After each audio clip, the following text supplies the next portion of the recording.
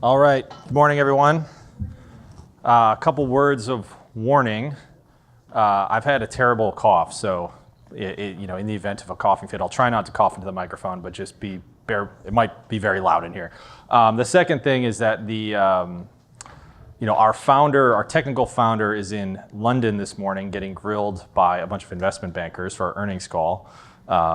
So I am here in his place, so I'm quite nervous. This is not typically my role. I usually fire up the marketing and sales force, so please, I'd much rather be here with you than with the bankers, but just wanted to put that out there. So, okay, what we're gonna talk about today is when we're doing talent acquisition in an AI era, how do we still maintain the human touch? Where should the human touch be in the process? And how do we actually effectively use these tools so that we don't just create an even bigger mess than has traditionally existed? So as I thought about From Day One, I thought about the beginning of my career and some of the mission of From Day One. One of the first jobs I had was actually in college admissions, which somebody mentioned earlier. And the goal of my job was to try to increase the socioeconomic diversity at Harvard College. Because when I graduated in 2006, they put out a press release and they said, hey, there actually weren't that many low-income kids at Harvard. And having just graduated on a huge scholarship, I was like, yeah, we noticed. I mean, this is not breaking news. But so what we had to do is the same thing you always do in talent acquisition. It's like we needed to find a way to get the right people in the process and improve their experience. We had all kinds of interesting data to get the right people in the process. The College Board was trying to help us. We had zip codes of where students lived. And trying to figure out who might be a low-income student who has great SAT scores. But when I think back to what really made it work, we also recruited students internally, undergraduates at Harvard, who understood this experience inside and out. And they said, we can help you improve the candidate experience. So it was really those financial aid initiative people that were living this experience that were able to give us some great insight. And they were the ones who created this shoestring guide for life at Harvard. So basically it was like how to buy a cheap couch in Boston. But anyway, so as we think about this, there's going to be lots more data in the TA process. There's going to be lots more innovation, but we still have very unique and interesting perspectives that we have for being in this industry that need to ring through to our candidates. Okay, so I don't want to underestimate the moment that we're in. I do think that the advent of AI is similar to the advent of the internet. So when I kind of was thinking about how to frame this up, I was like, well, let's go back to what people were saying and predicting at the advent of the internet. This is a good one. The truth is, no online database will replace your daily newspaper. Wrong. And this is a Washington Post op-ed that's ridiculed as the worst prediction ever about the future of the internet. No CD-ROM will take the place of a competent teacher. That's actually right, in my opinion. Of course, just having a big pile of information is not a substitute for having a teacher who can understand where you're at and contextualize what you're learning. And no computer network will change the way the government works. Okay, clearly wrong. So I'm going to try to avoid sweeping generalizations today about what AI is or what AI isn't, because in every prediction that you hear about AI, there's going to be a kernel of truth and there's going to be a bunch of stuff that will be laughably off base. Thinking back to who is able to navigate these changes, we look at somebody like Barry Diller, who was able to go from network TV to cable TV, from cable TV to internet. And what he basically said, he's resist the temptation to define technologies in terms of what we were doing before. Redefine, don't repackage. So if we have a robot doing something at 1,000,000 times the speed, is it still the same step in the process? Has the process just fundamentally changed? And I'll share some of the things that are happening at Randstad Digital.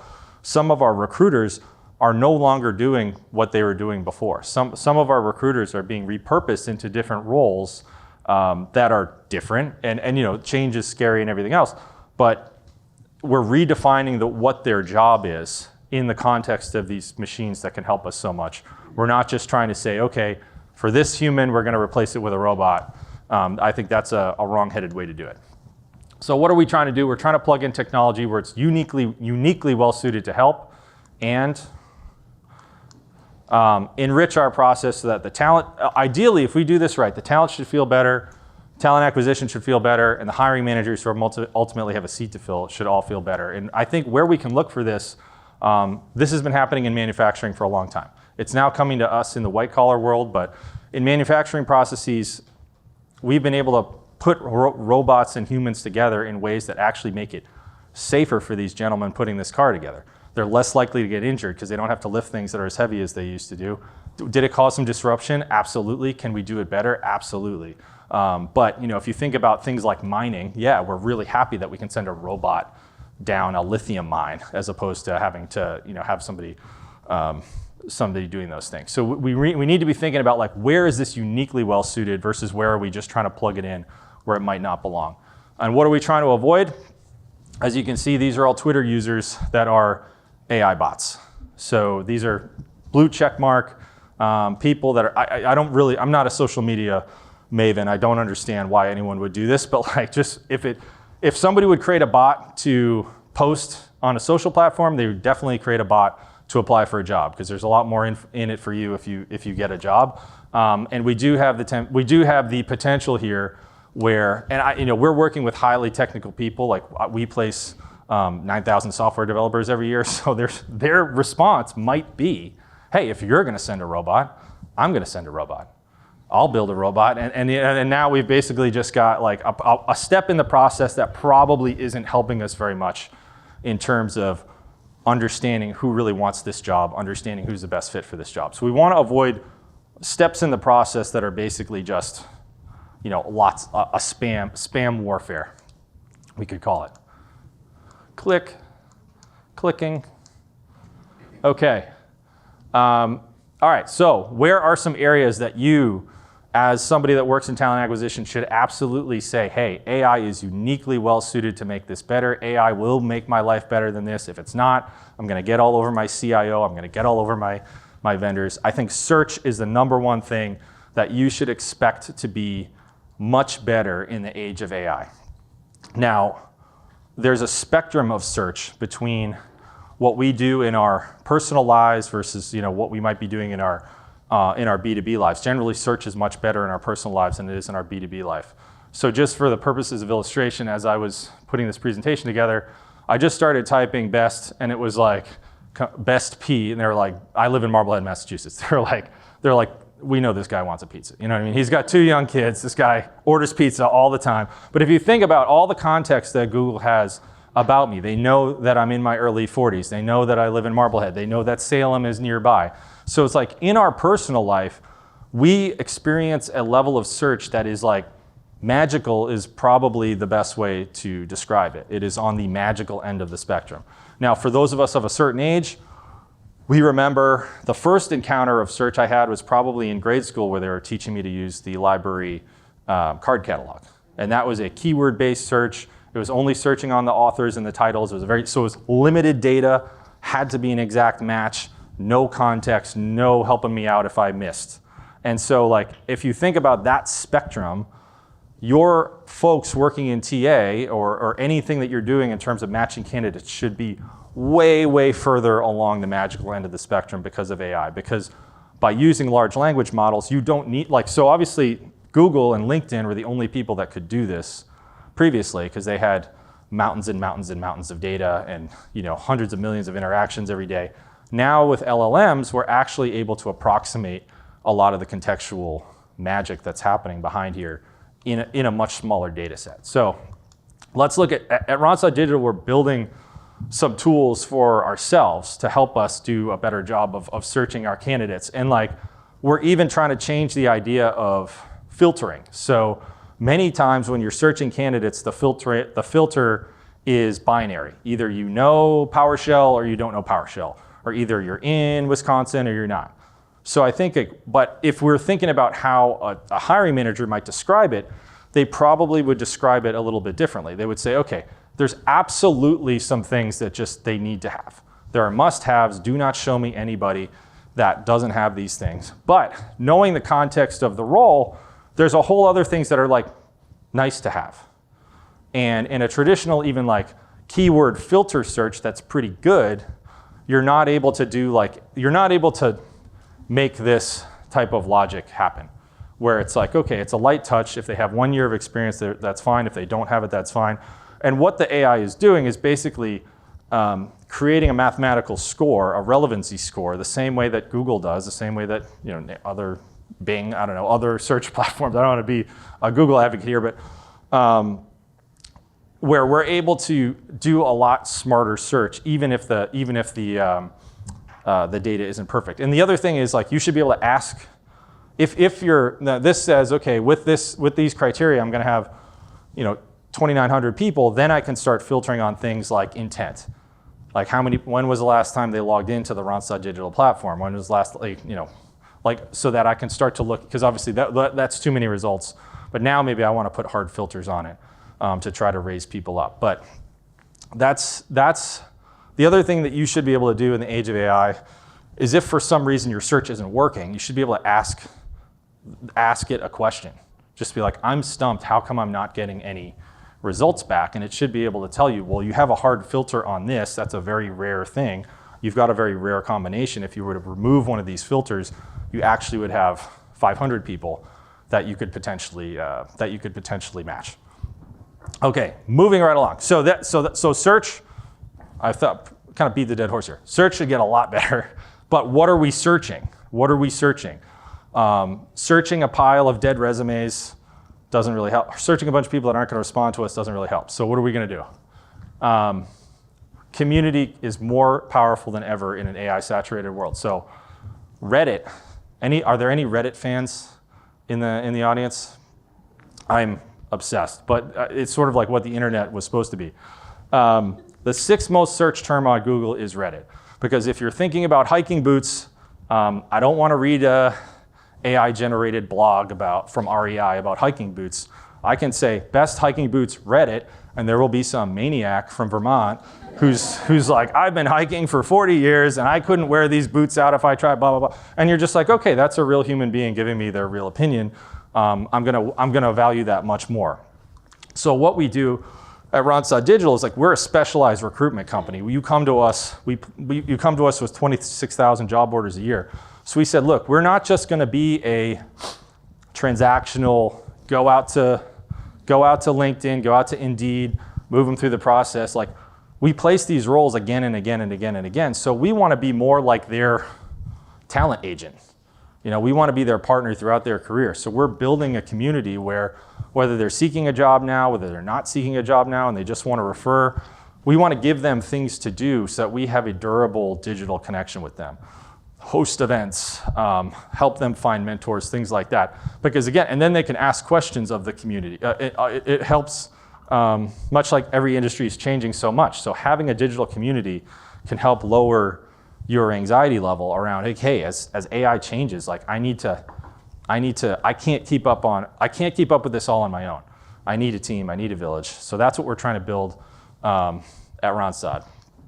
And in addition to building the digital community, we back it up by showing up where we're trying to build a community. So we've built a huge nearshore community in Latin America and Mexico, Brazil, Colombia, Costa Rica, and Argentina. So like when there are big, like right now, today, the team is in Mexico City at an event, making it clear that, hey, in addition to being somebody that provides talent services, we also want to be a good steward of the community. So I think that that's something that can help cut through some of the noise. And again, this is technology that's been around since the dawn of the internet, like the technology like message boards and things like that. But I can't overstate that. And the Reddit numbers bear it out. Still super duper powerful as we go forward. So to kind of end with a lightning round of things that and here we've got the Da Vinci, the robo surgery machine, absolutely science fiction compared to what we ever thought possible. But you're thinking about where are there other specific capabilities beyond human capacity that are aligned to our principles that we can plug in? This obviously allows people to, go way beyond the fine motor skills of a human and even the vision of a human to be able to provide better medical care. What are other places we can do that in a TA cycle? AI can be the best test proctor.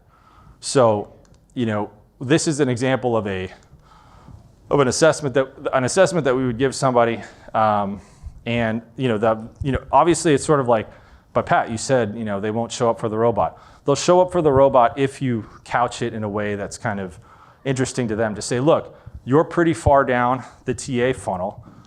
This assessment is going to prove that you have the technical chops for this job. And when you take it, it's yours. It's something that can live on your profile for this job and the next 10 jobs you want to apply to. You can take it in your basketball shorts at 2 a.m., whatever you want to do. So we do have to find a way to make these AI-generated pieces valuable to them. But the thing about it that's amazing is that obviously there's a huge cheating problem. If you're thinking about evaluating millions of tech people, as soon as somebody takes a test, they're going to post the answers on a message board or things like that. So what we're able to do is like create a unique every time somebody logs in, the AI can auto-generate not just the problem, but the rubric to solve the problem, so that it's a one-of-a-kind test with a one-of-a-kind readout of how they did. This is a company called Ropes AI. They're really fantastic, and they're doing things outside of just technology. So just a plug to Ken and the team at Ropes. The other thing that's amazing about AI is their ability to pattern match. They're able to pattern match in ways that are so far beyond human capability. It's unbelievable. This is just a screenshot from the website where apparently they're figuring out sperm whale language. This is really exciting. My son is we're big into whales right now. But if you think about what we're able to do now that was like beyond our imagination even 10 years ago is really unbelievable. So what we're trying to do from a partner for talent perspective is like, obviously we would love to coach every single applicant who comes through our doors and who maybe, they were a finalist for the job and they just missed it. That's not feasible given how limited our budgets are to be able to get on the phone and say, hey, look, like, let me give you a couple ideas on maybe where you should go for your next move. So what we've done as part of your profile, you've got your profile that's sort of today. And I should have included a screenshot of the regular profile. But the profile is sort of the modern version of the resume, which is like, this is all my work experience. These are my skills. These are my assessments.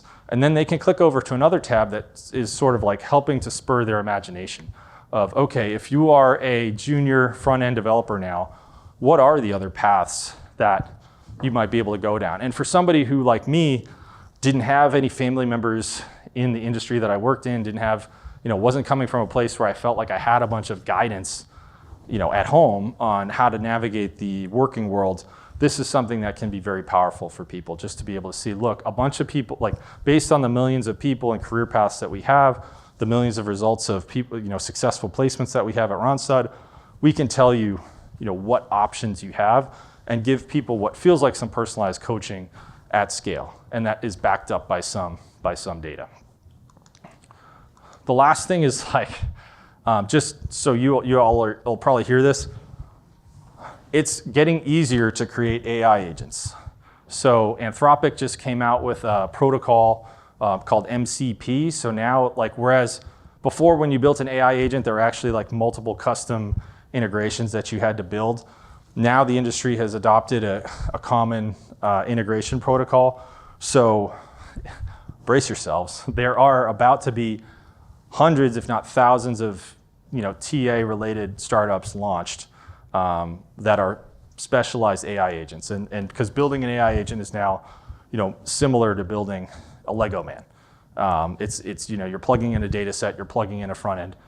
It's only going to get easier. So just know that, like, keep in mind what matters to you. Keep in mind what are the unique capabilities that my team has versus what are the things that AI could do better. And I think this is something to be really excited about because there are there's a ton of expertise in this field.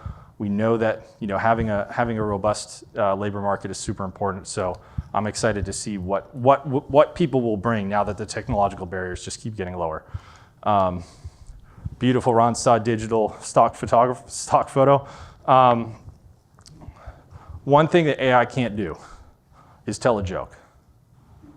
AI has no ability to be funny. AI has no ability to understand the context and surprise you with something that makes you laugh. So if you think about it, like, This is not an apocalypse. This is not, hey, the robots are coming for our jobs. But you need to think about what are the points in our process where unique human connection is needed, and protect those and value those, because those aren't going away anytime soon. Thank you very much.